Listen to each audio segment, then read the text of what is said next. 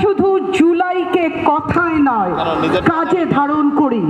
অত্যন্ত দুঃখ ভারাক্রান্ত হৃদয় লক্ষ্য করলাম এই সরকার গঠনের পর সংবিধান সংস্কার পরিষদের শপথ না নিয়ে এই সরকার জাতির সাথে প্রথম বেইমানি করলো। যাদের রক্তের উপরে দাঁড়িয়ে তারা আজকে সংসদে বড় বড় কথা বলে, সেই জুলাই শহীদদেরকে অপমানিত করলো।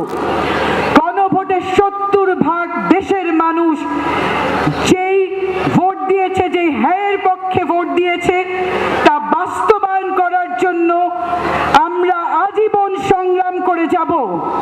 ওনারা জুলাই শহীদের মার আর্তনাদ শুনতে পান না, যে তার সন্তানকে শহীদ হতে দিয়েছে তার আর্তনাদে তো আল্লাহর আরশও কেঁপে যায়।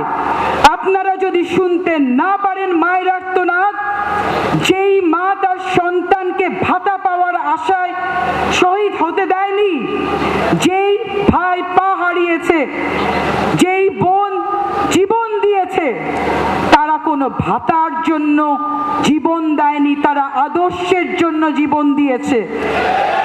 তাদের এই আদর্শ বাস্তবায়নের জন্য আমরা 11 দলীয় ঐক্য জোট আজীবন সংগ্রাম করে যাব। এবং আপনারা যদি ৭০% মানুষের রায় মেনে না নেন, আমরা আবার আন্দোলনে যাব।